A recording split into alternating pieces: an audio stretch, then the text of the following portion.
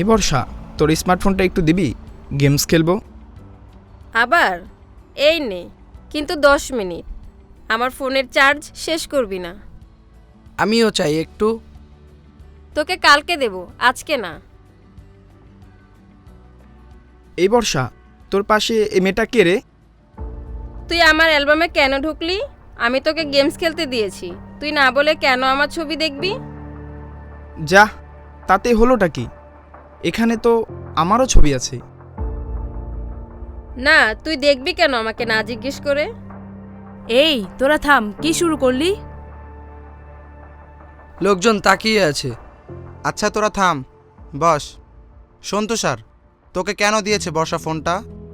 Games খেলতে, কিন্তু ছবি তো দেখেছি, তাতে এত বড় কী বা হলো? আজব, বর্ষার ব্যক্তিগত ছবি থাকতে পারে তো। ছবি আবার কিসের ব্যক্তিগত? আচ্ছা শোন, তোকে যখন ফোনটা দেওয়া হলো, তার মানে বর্ষা তোকে শুধু গেমস খেলতেই অনুমতি দিয়েছে, এর বাইরে ফোনের কোনো অ্যাপে ঢোকার অনুমতি দেওয়া হয়নি। তুই ঠিক বলেছিস সৌরভ, মাঝে মাঝে কিছু মানুষ সম্মতি না নিয়ে অনেক কিছু করে বসে, যেমন তুই করলি তুষার।